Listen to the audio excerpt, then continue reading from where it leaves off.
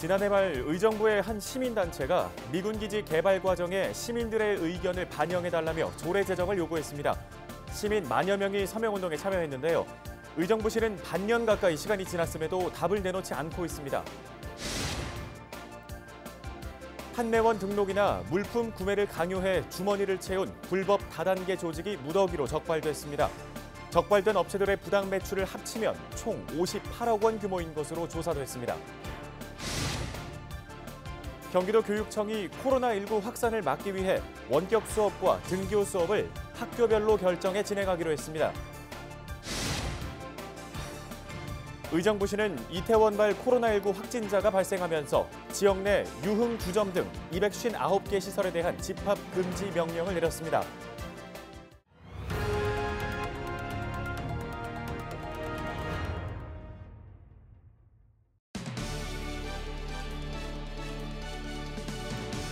시청자 여러분 안녕하십니까?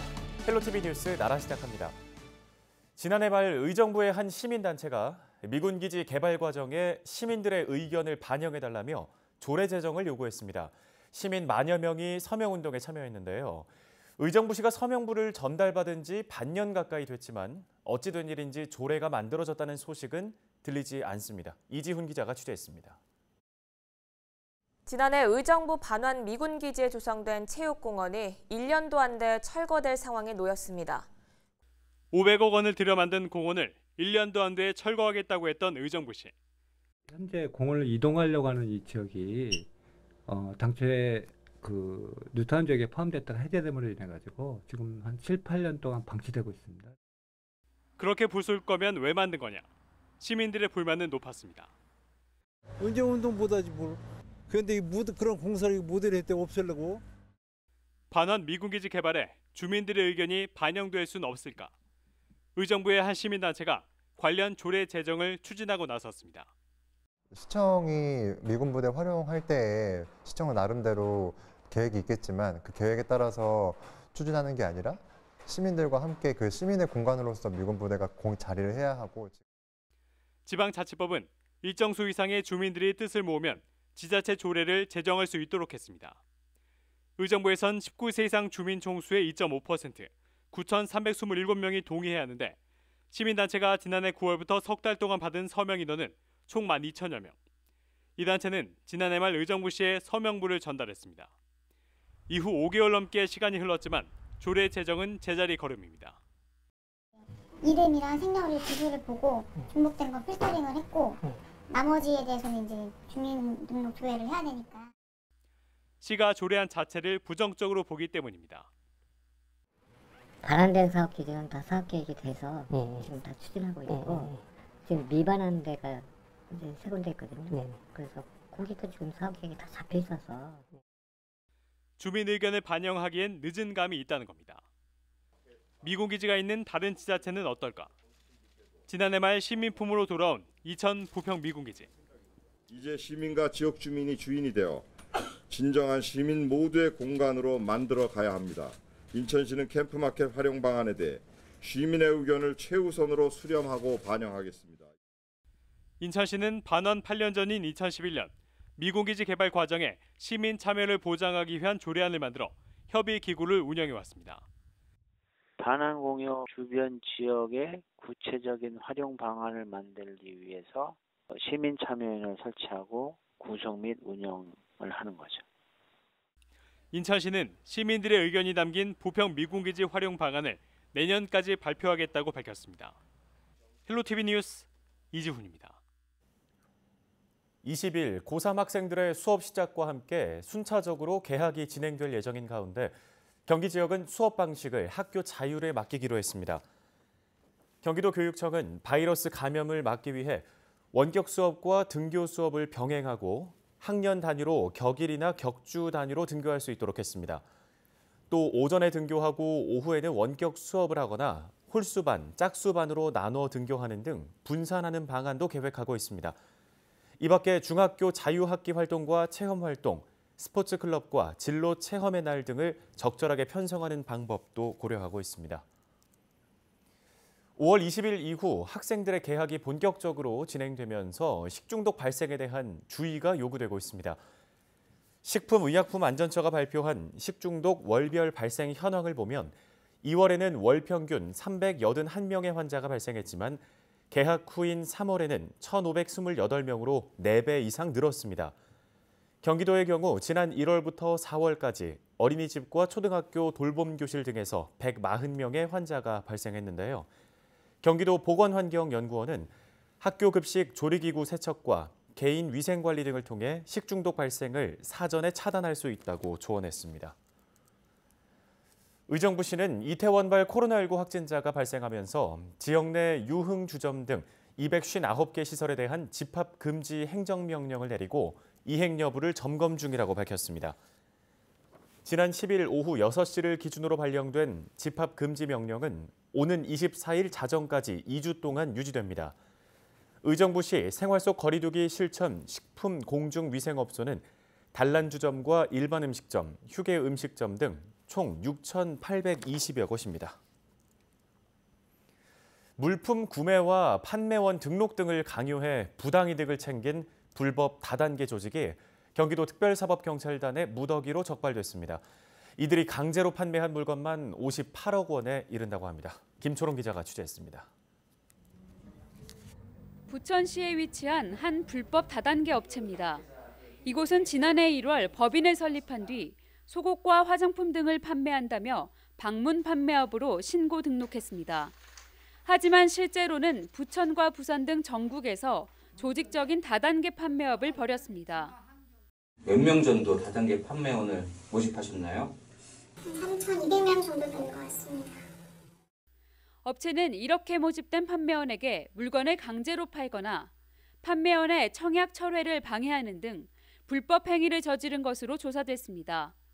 나는 전혀 의사가 없었는데 근데 진짜 카드를 안 걸고는 일어날 수가 없게끔 그렇게 분위기가 좀 그랬어요. 물건도 보내지 말라고 분명히 저는 얘기를 했어요. 근데 물건이 왔고 기간이 지나도 못해준대요. 그런데 그런 식으로. 이렇게 판매한 물건만 10달간 44억 원에 이릅니다. 경기도 특별사법경찰단은 지난해 6월부터 지난 4월까지 불법 다단계와 선불식 상주업체 등을 집중 수사했습니다. 조사 결과 불법 행위를 저지른 피의자 총 14명이 검거됐고 이 중 7명은 검찰에 송치됐습니다. 적발된 업체들의 부당 매출 규모를 다 합치면 총 58억 원 규모입니다. 다단계 판매업체, 선불식 상주업체 등을 이용할 경우에는 반드시 공정거래위원회를 통해 등록업체 여부를 확인하고 불법 업체로 인해 피해를 입은 경우에는 저희 특사경으로 신고하여 주시기 바랍니다. 경기도 특사경은 불법 다단계 판매 조직에 대해 엄정하게 대처할 방침이라고 밝혔습니다. 미등록 다단계 판매 조직을 개설하거나 관리, 운영할 경우 7년 이하의 징역이나 2억 원 이하의 벌금형에 처할 수 있습니다. 헬로티비 뉴스 김초롱입니다.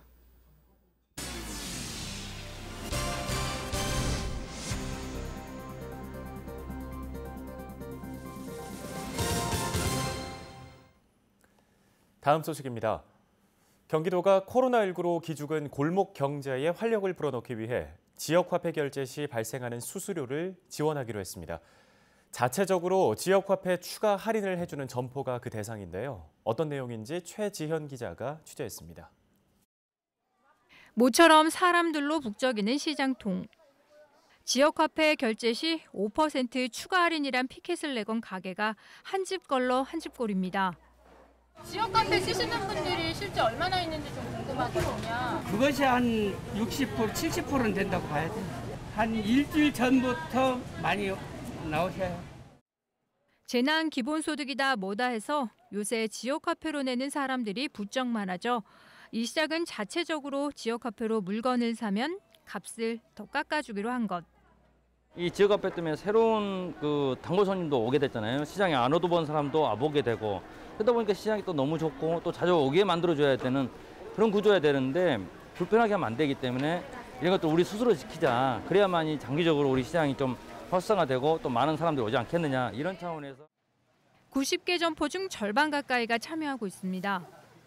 이렇게 5에서 10%가량의 경기 지역 화폐 추가 할인을 적용하는 전통시장이나 골목상권 내 소상공인 점포에는 경기도가 수수료 전액을 지원해주기로 했습니다. 카드형 지역 화폐는 보통 0.7% 정도 수수료가 발생합니다. 소비자의 경우 우수 가맹점을 방문할 경우 5%의 자동 할인을 받으실 수가 있습니다. 그리고 지역화폐 수수료가 약 0.7%가 발생하는데 상인분들은 그 수수료에 대해서 경기도가 지원을 해주고 있습니다. 이렇게 되면 사는 사람은 더 싸게, 장사하는 사람들은 수수료 부담을 줄일 수 있습니다. 특히 일부 업소에서 지역화폐 수수료 명목으로 웃돈을 내라며 장사하는 행태를 예방하는 데도 큰 도움이 될 것으로 보고 있습니다. 경기지TV 최지연입니다. 양주, 포천, 동두천 섬유 가죽 패션 특구 운영을 위한 협의회가 설치됩니다. 양주시의회는 임시회를 열고 양주, 포천, 동두천 글로벌 섬유 가죽 패션 특구 협의회 설치를 위한 동의안을 의결했는데요. 협의회는 양주시와 포천시, 동두천시 등 3개 시장이 위원으로 참여하고 회장은 2년 임기로 3개의 시장이 윤번제로 돌아가며 맡게 됩니다. 앞서 중소벤처기업부는 지난 2018년 9월 양주와 포천, 동두천 3개 시를 글로벌 섬유 가죽 패션 산업 특구로 지정한 바 있습니다. 도서관은 이제 조용하게 책만 읽는 공간은 아니죠. 다양한 변화를 통해 일상 속의 문화 공간으로 사랑받는 우리 지역 도서관이 화제를 모으고 있습니다. 의정부 미술도서관은 전국 최초의 미술특화 공공도서관인데요. 개관 5개월 만에 방문객 10만 명이 다녀가면서 특화 공공도서관이 나아갈 방향을 제시한다는 평가입니다. 특히 책을 읽고 싶게 만드는 매력적인 공간과 주제별, 나이별로 제공되는 북큐레이션, 또 관람을 돕는 전시 해설사의 호평이 이어지고 있는데요. 문화 복합 공간을 바라는 시민들의 요구를 충족함은 물론 한국 근현대 미술사를 한눈에 볼 수 있어 SNS 입소문을 타고 있습니다. 포천의 한 작은 도서관에는 꽃이 활짝 피었다고 합니다. 도서관 벽면은 예쁜 꽃들과 나무가 그려져 있어 정서적 안정과 희망의 공간으로 변신했고 야외 화단은 꽃 식재를 통해 힐링의 공간으로 재탄생한 건데요. 포천 신북면 작은 도서관을 찾은 시민들은 아름다운 벽화와 화단이 소소한 기쁨을 선물한다, 학습 효과에 도움이 된다 등의 반응을 내놓고 있습니다. 올 하반기부터 다양한 평생학습 프로그램을 진행할 도서관의 내일이 기대됩니다. 연천군은 비대면 도서관으로 큰 호응을 얻고 있습니다. 연천군 도서관은 코로나19 확산을 막기 위해 안전한 도서 대출 서비스를 제공하고 있습니다. 바로 가가호호 대출 서비스인데요. 도서관 직원이 직접 가정을 방문해 전달하는 방식이라 시민들의 만족도가 높다고 합니다.